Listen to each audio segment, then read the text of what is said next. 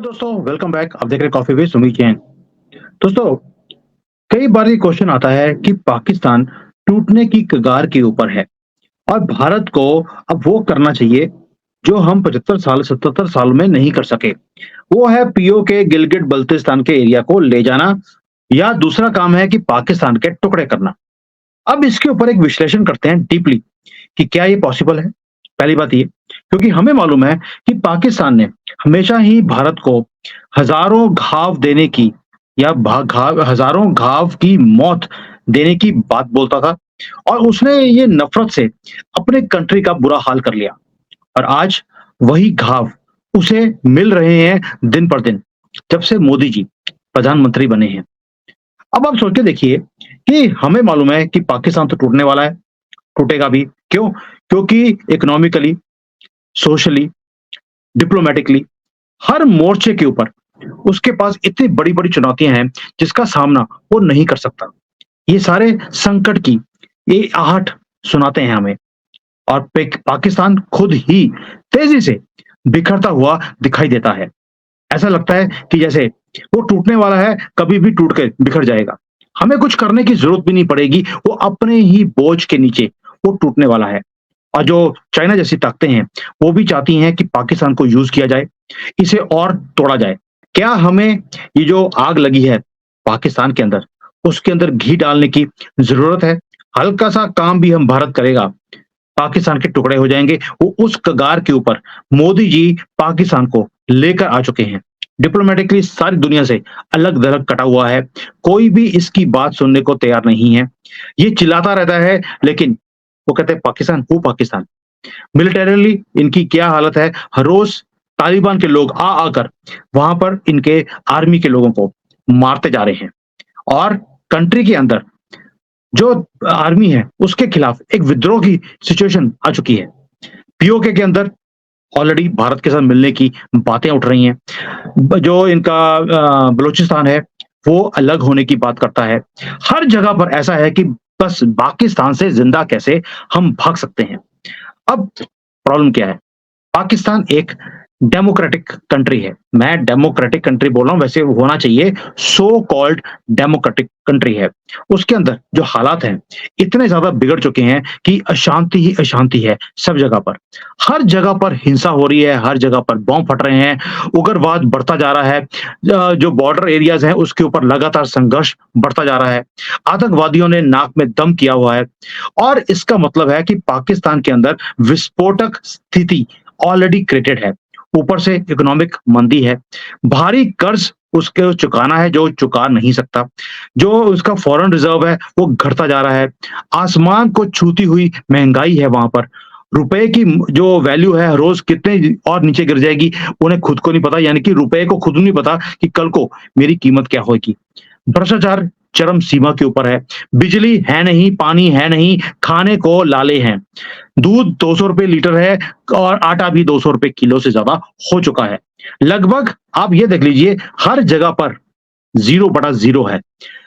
Health की जो facilities हैं वो जीरो हैं, दवाइयां उनको दुश्मन मुल्क यानी कि भारत से खरीदनी पड़ती हैं।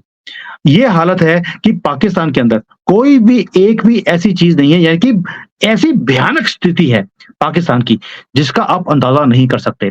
मुझे लगता है अफ्रीकन कंट्रीज पाकिस्तान से ज्यादा अच्छी होंगी आज की डेट में, जो पाकिस्तान की हालत है। अब पाकिस्तान का अगर इतिहास देखेंगे, भाई ऐसी बेवकूफी वाली कंट्री आपने पूरी दुनिया में देखी नहीं होगी कि 77 ईयर्स पहले ये आजाद हुए, या कह लीजिए सेपरेट हुए भारत से। आजाद तो हम हुए थे, ये तो सेपरेट हुए थे। और 34 साल उसमें से जो सेना है उन्होंने इनके ऊपर शासन किया। और जो सेना थी उन्होंने क्या किया? उन्होंने एक ही काम किया कि जिहादी पैदा किए, जिहादी भारत के नाम पर, कि भारत एक दिन यानी कि हिंदुओं की गवर्नमेंट हमें बर्बाद कर देगी।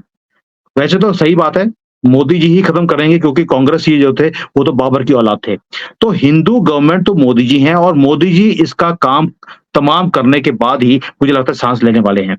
और आर्मी ने यही डर उनको पढ़ा कर वहां पे जिहादी खड़े किए, हर चीज के ऊपर कब्जा किया। यहां तक कि जो वहां का प्रधानमंत्री है वो भी इनके कहने के बिना बन नहीं सकता। यानी कि वहाँ पर डेमोक्रेसी के नाम पर जितनी चुनावों के अंदर धोखाधड़ी होती है, धांधली होती है, उसका आपको मालूम है। हेर-फेर किया जाता है ओपनली। कभी इमरान खान को ले आए, कभी नवाज़ शरीफ को ले आए, कभी बेनज़ीर भुट्टो को ले आए, कभी खुद आकर बैठ गए और किसी भी प्रधानमंत्री को 5 साल का जो टेन्योर होता है, वो पूरा करने ही नहीं दिया। ये हालत है कि जो नेता हैं वो सारा टाइम इनके तलवे चाटते रहते हैं आर्मी वालों के।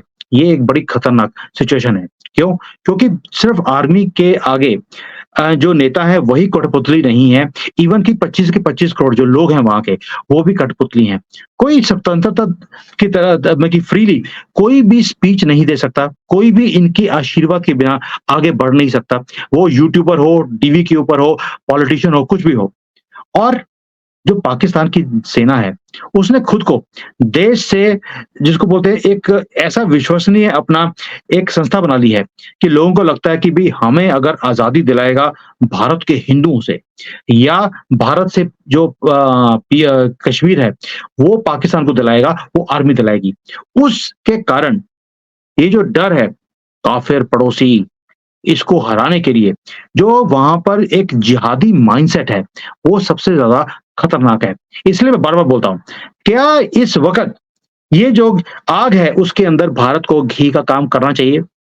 मैं आपके कमेंट्स चाहता हूँ, आप इसके बारे में क्या सोचते हैं? मैं आपको बताऊँगा कि मेरा अपना आंकलन क्या है और ये जो इनके दिमाग में है कि सिर्फ़ कश्मीर लेना है, भाइयों-बहनों ऐसा नहीं है। पाकिस्तान चाहता है कि ये पहले कश्मीर लेंगे, उसके बाद जहाँ-जहाँ पर ये गाज़ा पट्टियाँ पूरे भारत में कांग्रेस के साथ मिलकर इन्होंने बनाई हैं, बेशक वो यूपी हो, केरला हो, बंगाल हो इवन असम हो, नॉर्थ ईस्ट हो, ये सब जगह पर ये फिर सब चीज़ों को एक्टिवेट करने वाले हैं। ये एक ही सिर्फ़ कश्मीर से रुकने वाले नहीं हैं। ये हमें भी मालूम है, ये आपको भी मालूम है और ये मोदी जी को भी मालूम है। इन्होंने बांग्लादेश ले लिया, बांग्लादेश को अलग करवा दिया, उसके बाद जो भारत ने बांग्लादेश को अलग करवाया था, उसके कारण इन्होंने एक ऐसा मायावी सपना दिखाया है पाकिस्तानियों को कि अब हम भारत के वैसे ही टुकड़े करेंगे, हज़ारों टुकड़े करेंगे, जैसे इन्होंने हमारे 2 टुकड़े करे हैं। इसलिए इनके जो माइंडसेट है पूरे कंट्री का, वो नफ़रत है हिंदुओं से। मैं तो वीडियोज़ बनाता हूँ, यहाँ पे पाकिस्तानी आते हैं क्योंकि मैं जितनी वाट लगाता हूँ इनके मोहम्मद की, इनके इस्लाम की और इनके कंट्री की, आपने देखा होगा। इसलिए ये कमेंट्स भी डालते हैं कि कोई बात नहीं, अभी तुम बोल रहे हो, तुम्हारे कंट्री में आकर हम ऐसे हरकतें करेंगे कि तुम्हारी जो लेडीज़ हैं, वो हम कोठे खड़े करेंगे, कोठों पे नाचेंगी हमारे सामने, नंगी होकर। ये लिखते हैं वहाँ पर और यही काम वो बोलते हैं कि हमने 47 में भी किया था, बंगाल में, केरला में हम करवा रहे हैं आपकी औरतों के साथ और उसके बाद जब हमारे कंट्री आपका कश्मीर ले लेगी, उसके बाद हम आपके 4, 5, 8 टुकड़े कर देंगे, तो तुम्हारी औरतों के साथ ये करेंगे। यानी कि इनके दिमाग में सिर्फ़ एक ही चीज़ आती है कि लेडीज़ को कैसे इन्होंने नंगा करना है, कैसे उनको मारना है, कैसे उनका रेप करना है, जैसे इन्होंने कश्मीर में किया था। वहाँ पर उसका रीज़न है, मदरसा छाप लोग हैं, कट्टरपंथी, कट्टरवाद इनके पढ़ाई आती है बचपन से, शिक्षा के नाम पर कुछ है नहीं, सिर्फ़ धर्म, धर्म, धर्म, धर्म तो है नहीं इनका तो इस्लाम ही है, क्योंकि धर्म सिर्फ़ एक ही होता है, वो है सनातन धर्म। ये तो दुकानदारी है इनकी कि पैसे लूटो और अपना घर चलाओ, कोई दूसरे के घर लूट लो, उसकी बीवी लूट लो, उसकी लड़की को उठा के ले जाओ, यही चीज़ें कोई धर्म नहीं सिखा सकता, ये दुकानदारी ही समझा सकती है। और इनको जो दुकानदारी है, उसको विरोध सिर्फ़ हिंदू करता है और पूरी दुनिया में अगर कहीं भी ये गज़वे हिंद नहीं कर पाए तो हिंदुस्तान था। बाकी जगह तो जहाँ पर भी गए, इन्होंने रौंद कर खड़ा कर दिया सारी वहाँ की सिविलाइज़ेशंस को। यानी कि ये जो अब चाहते हैं कि भारत अगर किसी भी तरह से गलती से भी पीओके को ले जाए, क्या होगा? वहाँ पर इन्होंने जिहादी ऑलरेडी तैयार करे हुए हैं। पूरा का पूरा एरिया जो 25-30 लाख या 50 लाख लोग वहाँ रहते हैं, वो सारे हाइली रेडिकलाइज़्ड हैं। सोच के देखिए, अगर हम पीओके ले लेते हैं आज की डेट में, क्या होगा? एक ही काम होगा कि वहाँ के जिहादी भी हमारे पास आएँगे। साथ में आएँगे इनके जो पंजाब के रहने वाले लोग हैं। उन्होंने पाकिस्तान ने ऑलरेडी पंजाबियों को पीओके के अंदर बसा दिया है। कश्मीरियों को तो खत्म कर दिया इन्होंने कि आप तो हमारे है ही नहीं, आप तो फॉरेन लैंड से आए हैं। वही काम इन्होंने जो पख्तून वाले एरिया से उनके साथ भी किया है, बलोचियों के साथ किया है, यानी कि अपने कंट्री में पंजाबियों के सिवाय किसी को भी ये रहने नहीं देना चाहते। सब जगह पे इन्होंने अपने लोगों को बिठा दिया है और उन्हें कट्टर बना भी दिया है मदरसों में पढ़ा-पढ़ा कर। अगर हम पीओके ले लेते हैं, क्या होगा? वो सारा गंद जो इनके कंट्री का है, वो भी हमारी तरफ आएगा। उसे सँभालना इम्पॉसिबल हो जाएगा। इसीलिए अभी ये टाइम नहीं है आग के अंदर घी डालने का। एक काम और भी है, जो आपको समझना चाहिए कि अगर सपोज़िंग पाकिस्तान के 5 टुकड़े हो जाते हैं, 5 इसलिए बोल रहा हूँ कि इनका बलूचिस्तान, पंजाब, सिंध वाले लोग ऑलरेडी बोल रहे हैं, उन्हें सिंधु देश चाहिए। वो अपनी लड़ाई अलग से लड़ रहे हैं। जो खैबर पख्तूनख्वा वाले लोग हैं, वो अफ़गानिस्तान के साथ मिलना चाहते हैं। अब रह गया सिर्फ़ पीओके, पीओके तो हम ले जाएँगे। जो भी इस कंट्री के 4 टुकड़े हो जाएँगे, 5वाँ टुकड़ा हमने ले लिया जो हमें बिलॉन्ग करता है। उसके बाद क्या होगा? जिहादीपन यहाँ पर और बढ़ जाएगा। ये आपस में कटेंगे, मरेंगे और जब ये आपस में कटेंगे, तो जो बड़ी-बड़ी ताकतें हैं, चीन है, अमेरिका है, यूरोप है, यूके है, वो इसे ऐसे ही छोड़ने वाले नहीं हैं। अमेरिका की नज़र ऑलरेडी बलूचिस्तान के ऊपर है। अंदर की खबरें हैं कि अमेरिका चाहता है कि बलूचिस्तान के ऊपर पूरा कंट्रोल अमेरिका का बन जाए। वहाँ पर वो अपना कोई नेवल बेस, आर्मी बेस वहाँ पे खड़ा कर ले। प्लस जो वहाँ की जो नेचुरल रिसोर्सेज़ हैं, उसके ऊपर इसकी नज़र है अमेरिका की। ऐसे ही जो अफ़गानिस्तान है, उसकी खैबर जो एरिया है, उसके ऊपर नज़र है। सिंधु देश अलग होना चाहता है इनसे, वो अलग हो जाएगा, पंजाब रह जाएगा अकेला और वो अपने जिहादियों को भर-भर के हमारे बॉर्डर के ऊपर भेजेगा और यहाँ पर गन डालने की कोशिश करेगा। ये सब कुछ देखते हुए, ये सारी ताकतें जैसे चीन है, वो भी यहाँ पर गिलगिट-बल्तिस्तान जो एरिया है, उसके अंदर अपनी पकड़ बनाना चाहता है। यानी कि ये 4 कंट्रियाँ, 4 डिफरेंट-डिफरेंट सुपर पावर्स के कब्ज़े में आ जाएँगी। अब 4 जब सुपर पावर्स इकट्ठी होती हैं, वो इकट्ठे नहीं रह सकते। चीन और अमेरिका इकट्ठे हो जाएँगे, कभी हो नहीं सकता। ये आपस में पाकिस्तान की धरती पर, हमारे बॉर्डर के ऊपर ये लड़ाई करते हुए दिखाई देंगे और हमें भी घसीटेंगे उस लड़ाई के अंदर। इसलिए मैं बार-बार बोलता हूँ, टाइम परफेक्ट है। कई लोग बोलते हैं, हम पीओके क्यों नहीं ले लेते? भाइयों और बहनों, ये इतना आसान नहीं है क्योंकि इसके साथ रेपरकशंस और बहुत ज़्यादा हैं। आप इसके बारे में कभी आपने सोचा है कि अगर चीन हमारे बॉर्डर के ऊपर एक कंट्रोल करके बैठ गया पाकिस्तान के किसी एरिया को, हमारे लिए कितनी बड़ी मुसीबत बन सकती है। पूरा नॉर्थ हमारा ऑलरेडी कवर्ड है, इधर वेस्ट भी हमें और ज़्यादा सतर्कता से हमें चाइना को फेस करना पड़ेगा। उधर एक और चीज़ है, क्या होगा? ये लोग क्या करेंगे, जैसे हमेशा करते हैं, जैसे हमास ने किया कि इज़राइल के ऊपर पूरा भीड़ में जाकर क्योंकि भीड़ तंत्र में आते हैं, इनकी किताब में लिखा है, आप कभी भी अकेले मत जाना। जहाँ पहले भीड़ इकट्ठी करो, फिर जाकर अटैक करो। वही काम हमास ने इज़राइल के ऊपर किया, बिल्कुल हक्के-बक्के कर दिया। यही काम ये भारत के साथ भी करेंगे, जैसे ही इनके 4 टुकड़े होंगे। आप इतनी बड़ी भीड़ के ऊपर क्या बॉम्ब चला सकते हैं? गोलियाँ चला सकते हैं? पूरी दुनिया के कैमरे ये पहले खड़े किए होंगे वहाँ पर कि देखिए भारत की सरकार हमारे ऊपर बॉम्ब फेंक रही है क्योंकि असीम मुसलमान हैगे हैं और ये तो हमेशा ही मोदी जी मुसलमानों के खिलाफ रहे हैं। ये बोल-बोल कर ये मोदी जी को वैसे ही रोका जाएगा जैसे आज इज़राइल को रोका जा रहा है कि आप हमास के उग्रवादियों को नहीं मार सकते क्योंकि वो भी इंसान हैं। भई उन्होंने जानवरों वाला काम किया, इज़राइल उनके साथ वही हाल कर रहा है जो जानवर के साथ करना चाहिए, वो भी पागल जानवर के साथ। और यूनाइटेड नेशंस में सारी दुनिया बोलती है नहीं, नहीं, नहीं, नहीं, आप मुसलमानों को नहीं मार सकते।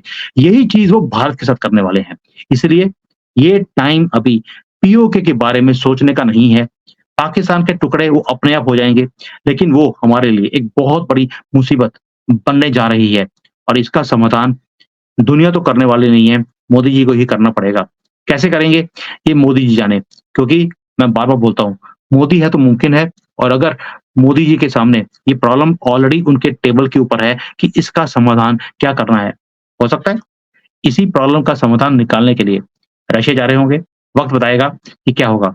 थैंक यू, जय हिंद, वंदे मातरम। Hi there.